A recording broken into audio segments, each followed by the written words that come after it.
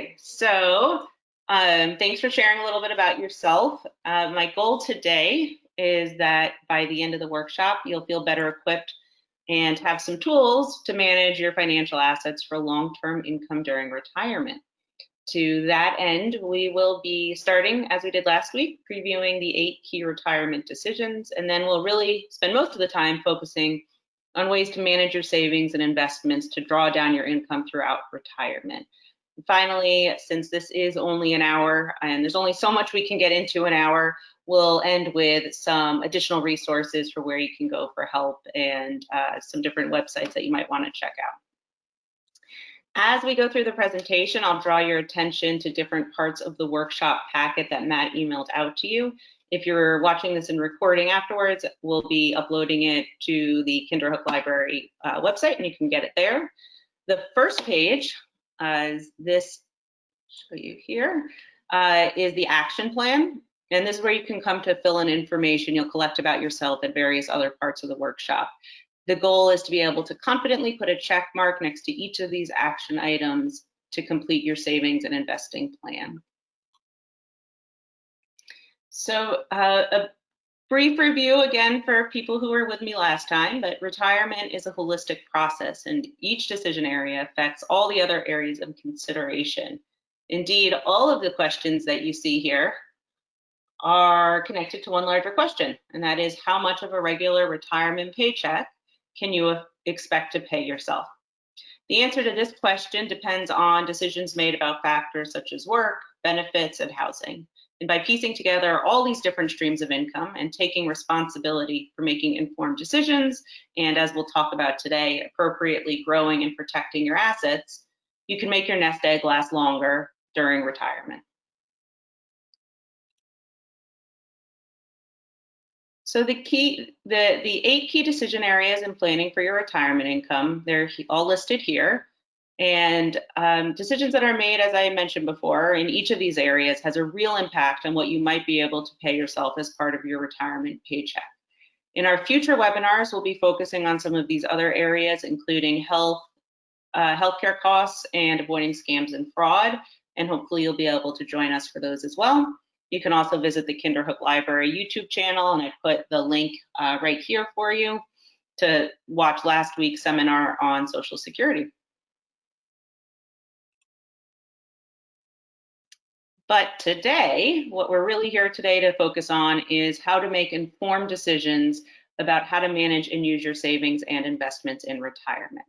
So we'll address the following topics to help devise, and this is the most important word here, a realistic strategy for using your savings and investments. First, we'll identify ways that savings and investment assets become income streams during retirement.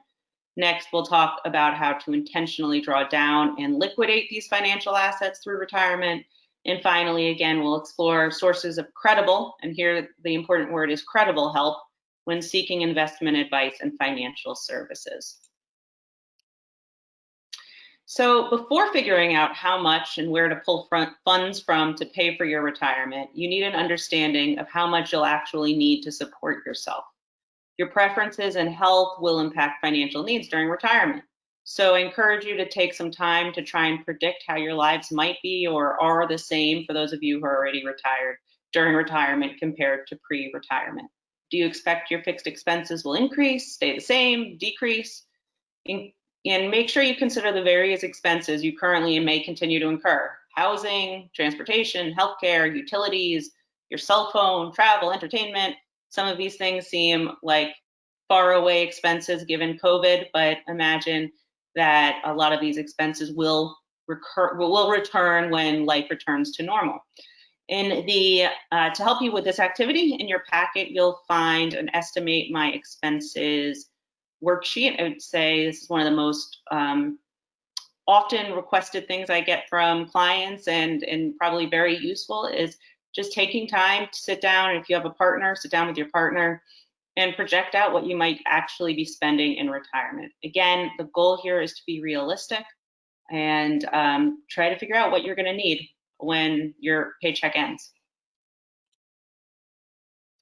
So we're going to start with a quick review of the different type of assets you may have going into retirement. I'm not going to go too deep into each of these, you could spend probably 10 hours on each one of these topics. So at the end, if you have specific questions, if you want to reach out to me or ask those questions at the end, we'll do that. But very, very broadly, we have interest earning accounts, savings accounts, money markets, CDs, and bonds. And right now, there isn't much interest on these products. And so very briefly, a very broad overview is holdings that historically grow. These are holdings that historically grow modestly in value and provide some fixed interest return on the investment. And this includes the CDs and bonds. If we look at growth earning vehicles, which are stocks, mutual funds, and exchange traded funds, in addition, you might have some venture capital investing and other riskier asset classes. A quick breakdown between these three that I've listed here is that stocks are individual holdings in companies, whereas mutual funds and ETFs, or exchange traded funds, are baskets of stocks selected by either a team of advisors or, in the case of most ETFs, some metric or index. So you can get an ETF that just tracks the S&P 500, and you're buying the basket of all of the different stocks that are in the S&P 500. There is a risk that funds invested in these vehicles might not be recovered or grow in value, as opposed to a fixed income instrument, which is promised to return a certain amount of interest. The stock market has historically been the place where investments are expected to grow at or exceeding the rate of inflation over time.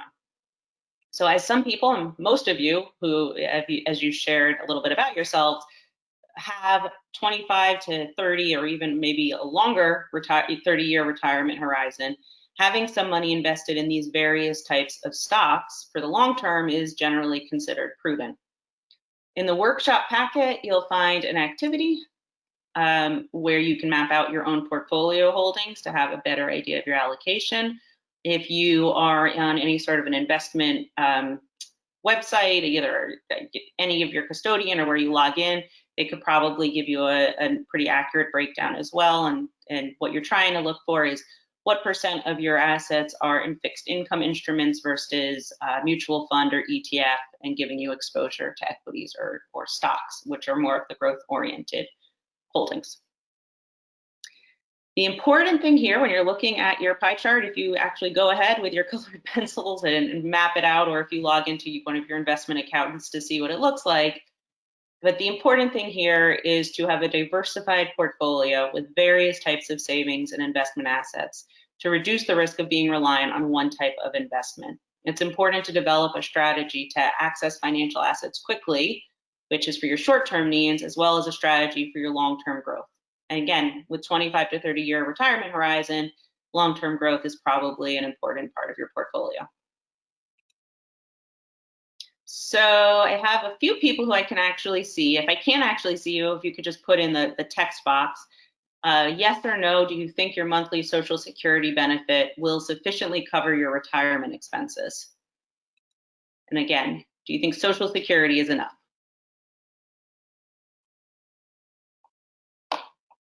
No, no, no. Okay, so that is consistent with what I have generally seen from most people, and it's also consistent with what Social Security is intended for. And actually, Social Security is not intended to be the sole source of income during retirement. So let's walk through, and if you want to see, options about how to claim Social Security, check that out from last week's. But now we're going to talk about supplementing your Social Security. And let's talk about the different types of retirement savings vehicles that can provide your payouts in addition to Social Security.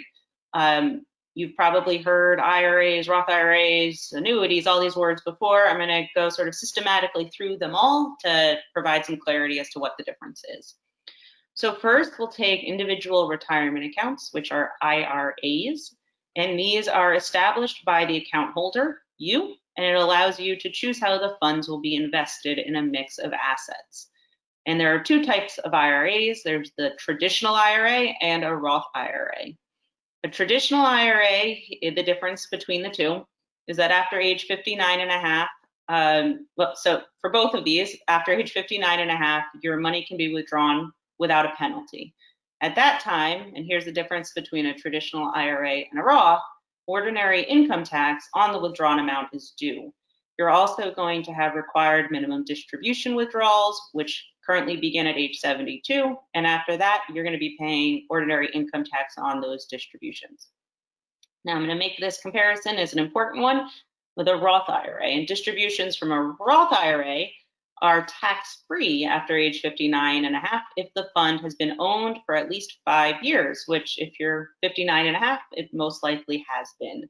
There are no required minimum distributions, and the money doesn't have to be taken out of the Roth IRA at all. It can be left for your beneficiaries. And then finally, a SEP IRA, similar to what I just mentioned before, it's for small business owners and people who are self-employed or freelancers. Annual contribution limits apply, but contributions are tax deductible to the business owner or the freelancer. An important planning opportunity here, if you are in the years between retiring or you've just retired, you're early into retirement, and when your required distributions begin, which is at 72, or when you take Social Security, which can be as late as 70. So you might have a window where you can be moving some of your traditional IRA assets into your Roth IRA. So that's called a Roth IRA conversion. It's a bit of a complex tax maneuver, and as I'll probably recommend at various points today, something you should consult with a CPA or an advisor before doing, but especially if you're at that window right before retirement or just retired and you're not 70 or 72 yet, it's an important time to be considering how you might be able to take advantage of conversions between your traditional IRA and your Roth IRA. So annuities, someone had mentioned that they had an annuity. And then real quickly, what is an annuity? It's a contract between you and a life insurance company, and the annuitant pays a lump sum or makes regular deposits over time. And in return, the insurance company promises either an immediate payment or a stream of regular payments at a future date, either based on your lifetime or on the joint lifetime of you and your partner. Importantly, earnings is an important thing to note is that earnings on annuities are tax deferred until you make a withdrawal, which is typically at retirement, but they are not tax exempt like a Roth IRA. You actually will be paying income tax when you pull out the funds. So fixed annuities, how do they compare to CDs? Are they actually fixed income? It's similar. It provides a fixed reliable source of income, and it guarantees a certain interest rate for a specified time period. Variable annuities, as opposed to fixed annuities, are comparable to mutual funds, except the only real difference here is that variable annuities are tax deferred. Variable annuity owners select underlying mutual funds, and the return is based on the investment performance, not on some sort of fixed return or interest rate. It's incredibly important to note that these annuities typically have a much higher fee, and there are other expenses than fixed annuities. Annuities and vary in value, and it's important to very seriously consider if someone is selling you an annuity versus if they're recommending it to you as part of a comprehensive plan, whether it makes sense in your retirement income plan.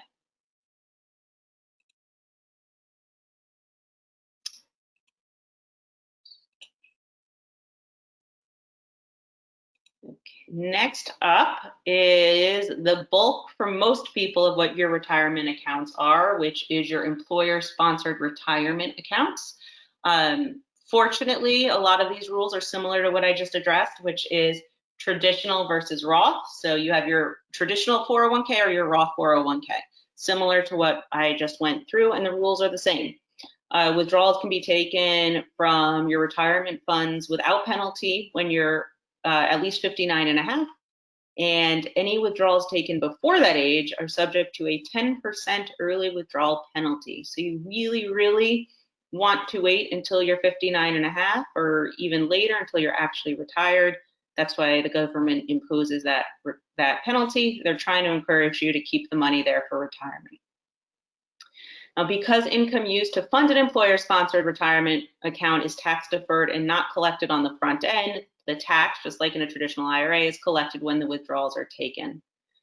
The account in a Roth IRA, the account holder has control of how much or how little to withdraw, and won't have to be paying taxes at the withdrawal. So what is a required minimum distribution? That is the amount that the IRS sets based on your age and the fund balance at the end of the previous year to determine how much you need to pull out of your traditional IRA or your traditional 401k every year until you die. What happens if you say, I don't need this money, so I'm not pulling it out of my account? There is a whopping 50% penalty if the amount actually taken is less than the required minimum. So that is don't do it. Take your required minimum distribution. Again, that's going to start at 72, but you have this window between when you begin retirement and age 72, where you can really think about trying to minimize perhaps what that tax consequence might be. And so the income tax liability, it really is a significant consideration. It's one you most likely will want to or will discuss with your CPA or another financial professional, and figuring out how to manage your tax liability as you draw down your assets. So it's not just about meeting your income need, it's about what asset class should I pull at what time to try to spread out the tax liability over the course of your lifetime to try to stay in as low of tax brackets as you can. If you plan to pull, one last piece of this to be aware of, it's not just tax on your IRAs or your brokerage accounts, on your 401ks, but also on your taxable investment and brokerage accounts. And so you should also consider the potential of capital gains tax on these assets and the difference between a long-term capital gain and a short-term capital gain. Depending on whether you've held the asset for a full year or less, your tax rate may be higher or lower. So a helpful strategy to manage money when you're no longer receiving a regular paycheck during retirement is to intentionally pre-plan how types of available income will be matched to anticipated types of retirement living expenses. Regular sources of income should be matched with essential living expenses. And essential living expenses include housing, food, your utilities, your healthcare, something we'll talk about next week about how to actually project your healthcare expenses, transportation, taxes, any loans. So anything that's really non-negotiable, match with your regular revenue sources.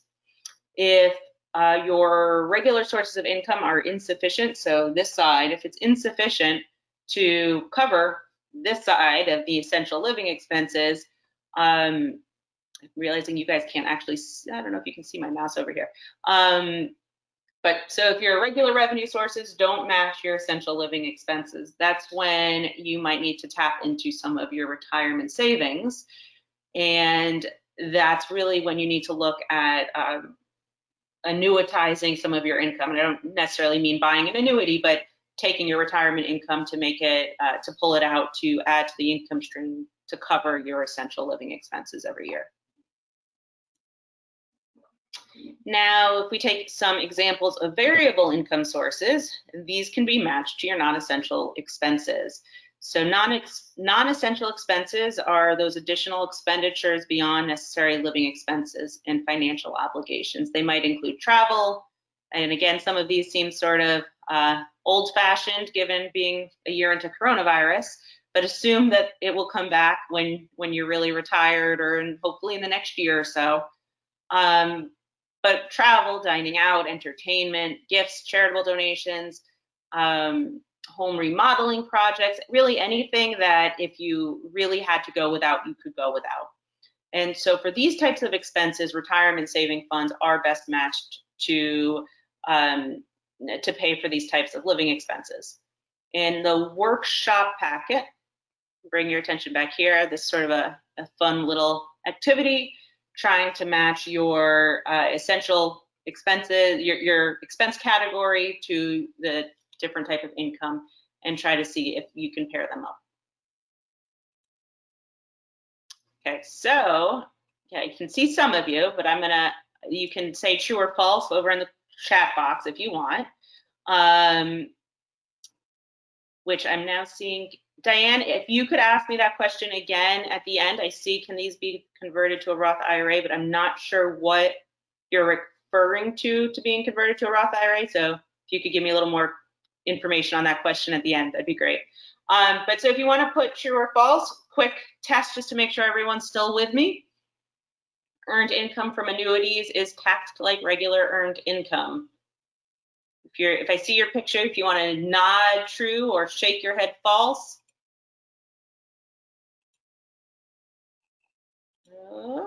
True, we got that. The next one is it best to use Roth IRA savings for essential. It is best to use Roth IRA savings for essential living expenses such as utilities and auto payments. You can get a yes, a no, a shake of the head. Again, that's a no. It's better to use your fixed income sources for your fixed expenses. And I guess just a little bit of information. The idea behind that is if it's a fixed expense, you can't depend on stock market returns to pay for it. You really need to make sure that you're going to make your mortgage payment, that you're going to be able to pay for your health care. You don't have the flexibility to go up and down in what your income stream is to pay those kinds of expenses. So I see some of you are still following with it, with engaging with the true and false. Here we're going to keep going a little bit more. If you want to give me an ups or a thumbs up or a thumbs down again, what is are you comfortable that you're in expecting that you're going to have enough money to last through your retirement years? I don't know, it might be a little bit of a private thing, so you might want to just think about it, but it's very important at the beginning of retirement to think about whether and how to make your money last your entire retirement year. And an individual needs to be careful not to withdraw too much. The goal is to have 25 to 30 years of sufficient assets for a retirement. Two general guidelines, and I reiterate, it's very general, but a basic rule of thumb that financial experts have suggested to increase your likelihood of retirement money lasting your entire lifetime is first, avoid drawing down more than 4% of your savings and invested money in the first year. And second, add an inflation factor. So inflate the cost the amount that you plan to withdraw or spend every year by some amount. You can, in this example, we're using an inflation of about 3%. I think that's a reasonable amount to assume your costs will inflate, with healthcare expenses generally inflating up to around 6% a year. So it's important to remember that these guidelines change, and they're very, very broad. It's just a general rule of thumb. It's critical to be flexible with your actual withdrawals. It's critical to be flexible with these withdrawal guidelines and how much you're going to withdraw from your portfolio every year. Depending on current economic conditions and your family circumstances, you may want to start an initial withdrawal rate at a different percentage, such as 3%, when times are tough, or if you have a very conservative investment portfolio with little or no stock. If that's the case, then your expectations for portfolio growth are going to be muted, and so your withdrawal needs to most likely be less so that you're not withdrawing more than the growth of the portfolio. If your retirement assets fall in value in a particular year due to poor returns, it may be wise to cut back on how much you withdraw, or at least skip the inflation adjustment for a year or two. And then when investments perform well again, you can increase your withdrawal rate back to your normal level.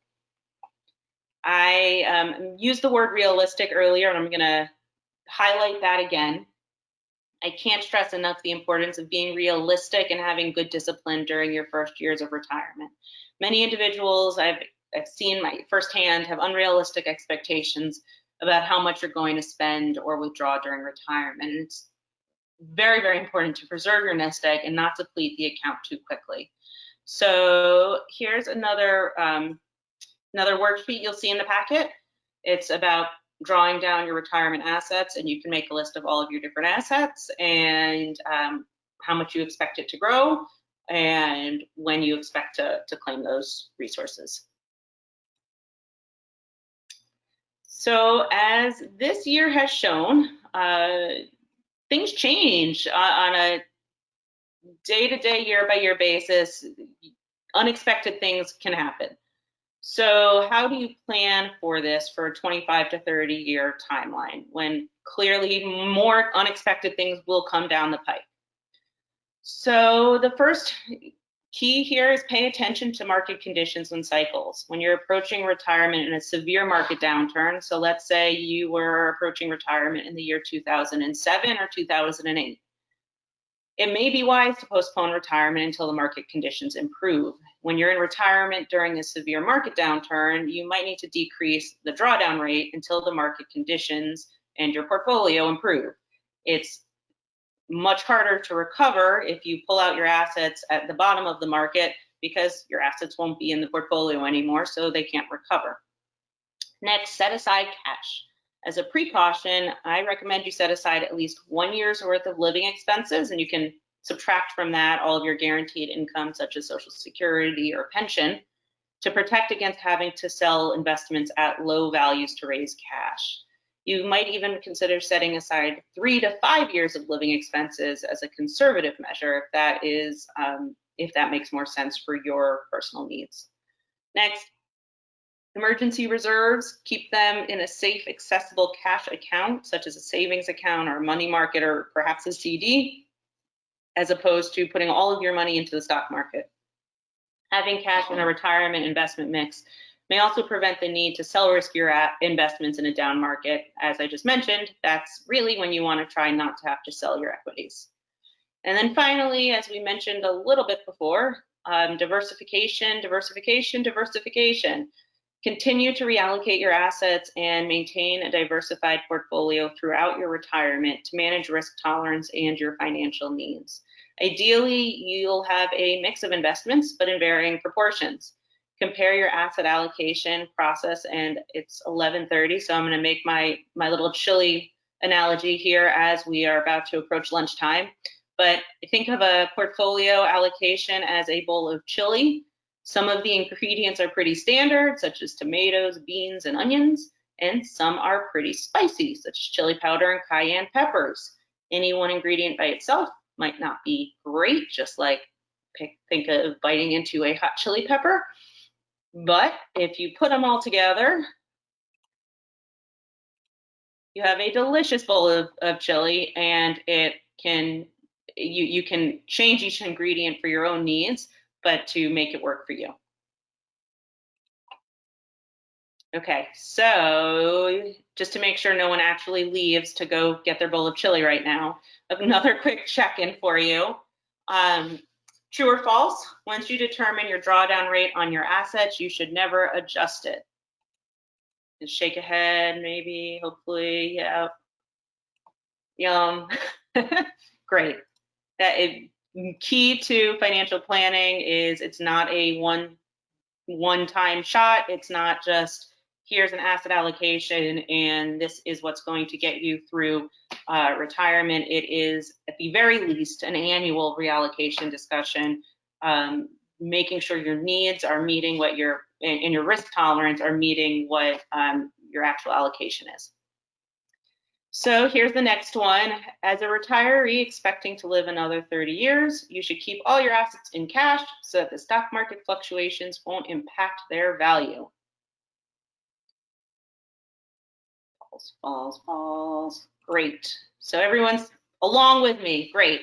Of course not. If you have a truly large net worth and or relatively modest income needs in retirement, you might be able to afford to keep all of your investments in cash because you don't need the growth.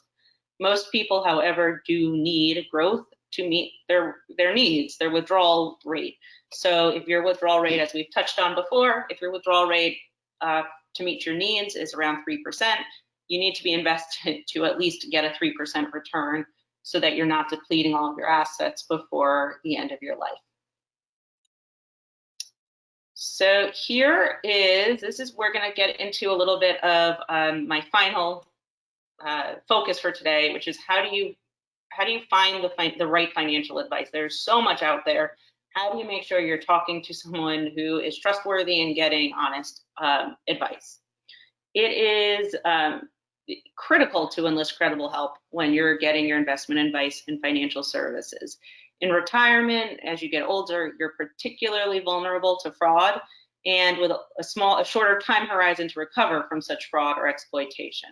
So one of our future webinars is solely dedicated to this topic and about putting together a comprehensive plan to defend against fraud.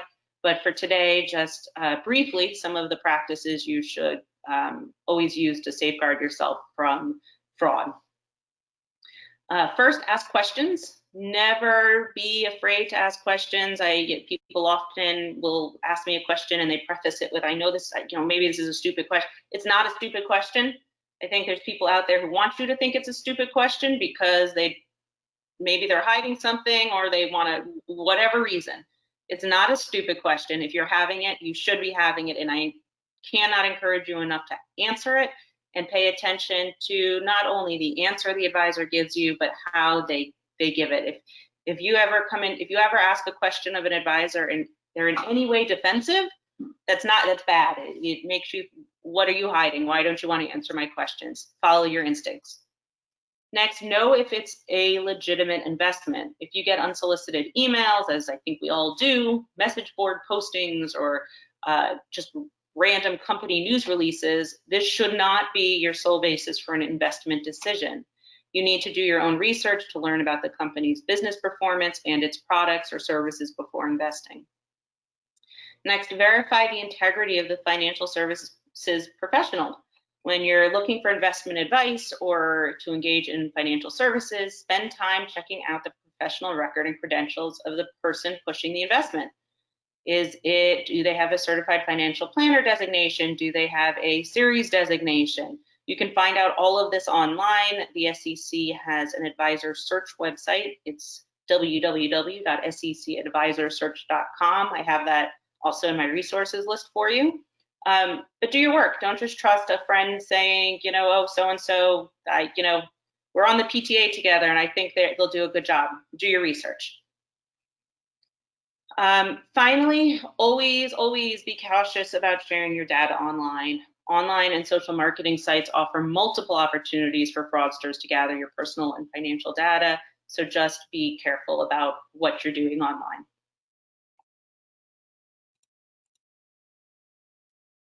So you'll see here, there's a list of different regulatory agencies that address consumer issues and consumer protections. You'll see again in your packet a list of these resources, and there's, to the extent you're interested in more, FINRA is an independent not-for-profit organization from Congress that regulates the securities industry, and then we have state insurance commissions and the U.S. Securities and the SEC. So these are different agencies that you can go to their websites and learn more about the person who's trying to be your advisor or a certain investment product. So what type of advisor is right for you? And as many people wonder, what is the difference among them all? Really, the difference is, in many cases, what designations they have and how they charge you. All advisors are paid in some fashion, even those who, when you say, what does it cost me? If they say nothing, that can't be true because it's not a nonprofit. So make sure you understand what they're charging you and how and where their fees are coming from.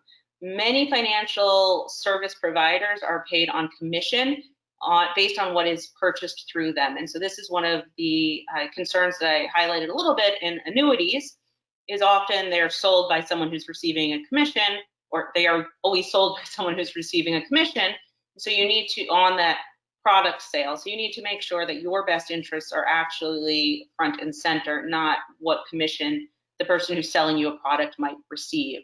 So you should always ask your potential advisor how they are paid, and before buying a specific product, what is the commission on that? You want to make sure that their financial incentives are aligned with your best interest and your recommendations. There are also financial advisors who are fee only, which means that we do not accept commissions on anything and we don't sell any products. And so you can look for advisors that are fee only, so you don't even have to worry about, are they going to make a recommendation that they're only making because of a commission. So as we wrap up the workshop, and then we'll get back to some of the more specific questions that some people put in the beginning, some keys to remember. First, with the exception of pension and Social Security benefits, having a somewhat predictable income stream throughout retirement does not happen by chance. Intentional decisions need to be made strategically to manage a diversified financial portfolio, aiming to beat inflation and endure market fluctuations throughout retirement. Your regular sources of income should be matched to your fixed expenses, and your variable income sources should be applied to your variable expenditures.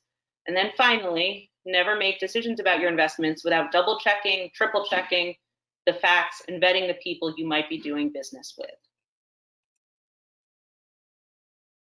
So planning, as we started this seminar with, planning how to use your financial assets, and remind you, is only one of the 8 important retirement decisions. And this includes how to build up and cash out retirement plan funds and how to protect against fraud and scams, and vice versa. Other retirement decisions impact how savings and investment funds are managed. So next week, we'll be discussing how to manage your healthcare costs in retirement, and after that, we'll be talking about protecting yourself from fraud. Here are some additional resources. A picture of this exact page is the last page of the packet that the library sent out to you this morning. I included my personal information up here for you. I hope you'll see me as a resource. Reach out anytime, especially if you have something a little bit more private or personal to you that you have a follow-up question with. My email is there, and I'd be happy to talk to you. And I think that's what I have for you guys today. If anyone wants to put in some questions.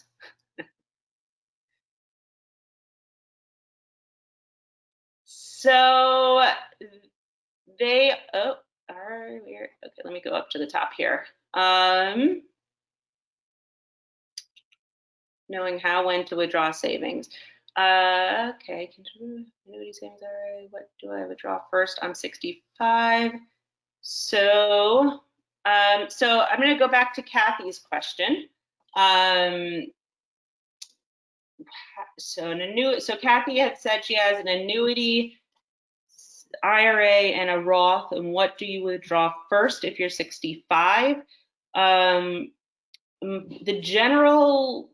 My general feeling is that a Roth IRA is the last thing you want to touch, because it is the most delightful asset you can have, and that it just keeps growing tax-free. You never have to pay tax on it.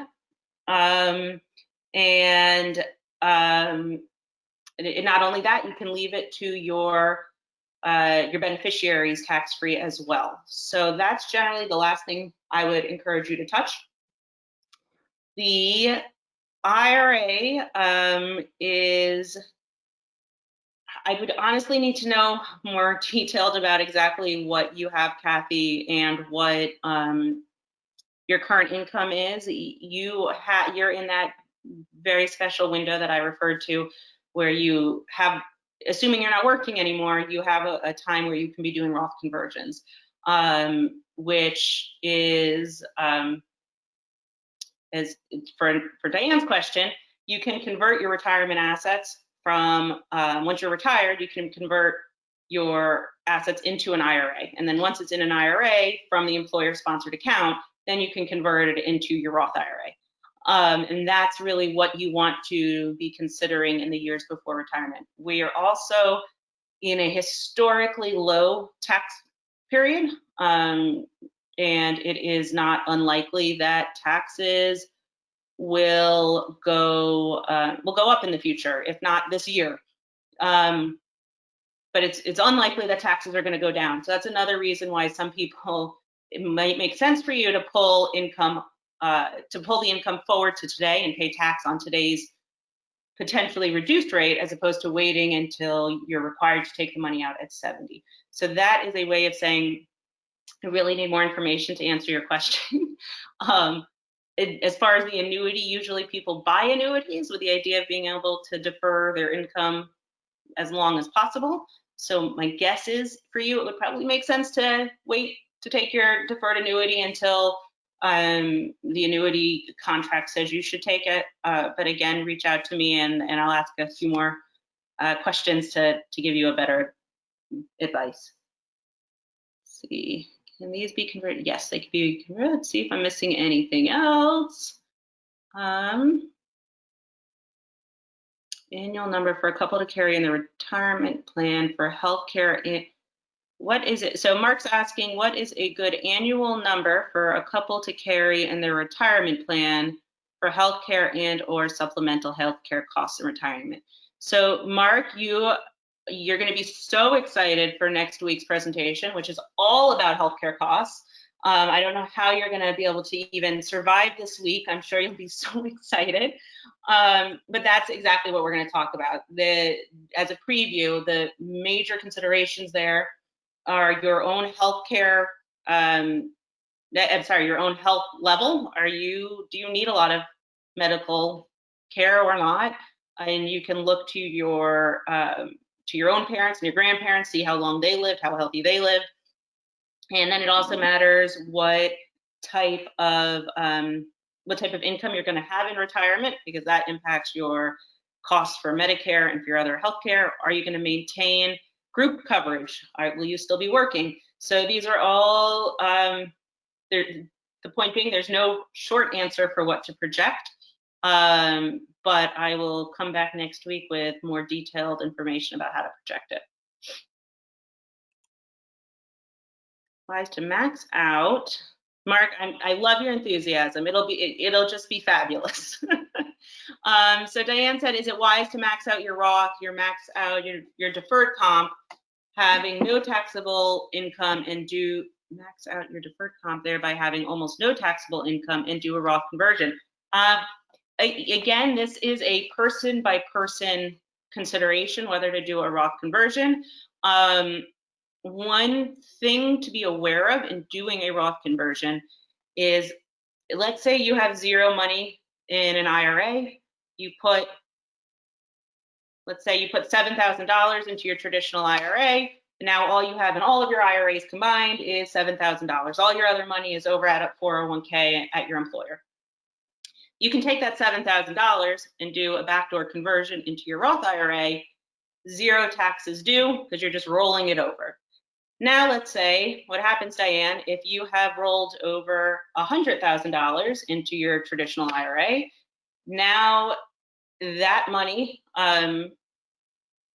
you've already gotten a deduction for it because you put it in through an employer plan. When you go ahead and make a conversion into your Roth IRA, there's going to be a pro rata tax liability due. It doesn't just look at the $7,000 that, oh, you put that in directly to a contributory IRA.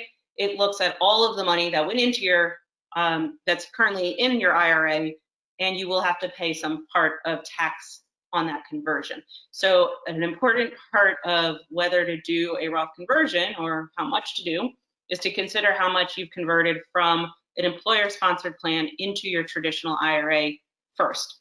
It's an important time to talk to a CPA or a financial advisor in general before you roll over any money from an employer-sponsored plan into a traditional IRA. So once you leave an employer, you generally have the choice of rolling the employer-sponsored money, the 401k money or the 403b money, into your own traditional IRA, or you can usually leave it there. If you move it into your own account, that's sometimes great because you have you can have a lot more investment options, and it can be cheaper, and you can bring it to whatever custodian you want. On the other side, though, all of a sudden you're going to be unable to do tax-free Roth IRA conversions.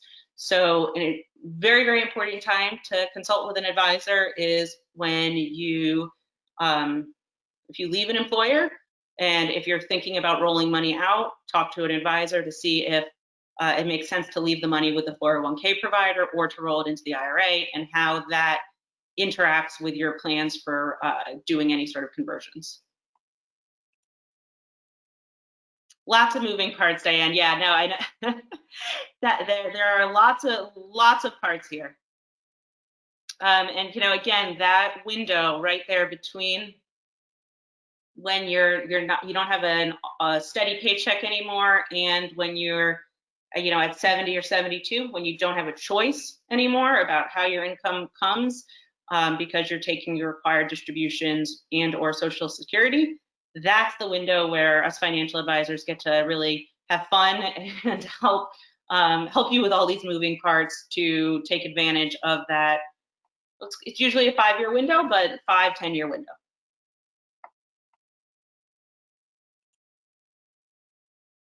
So if those are all the questions, you guys, again, you'll have all my contact information. If you have more specific questions, please let me know. I'd be happy to talk to you further. But in the meantime, I hope you have a wonderful weekend, and I hope everyone has a delicious bowl of chili to warm up on this cold, dreary, sad day. And I will hopefully see you all next week.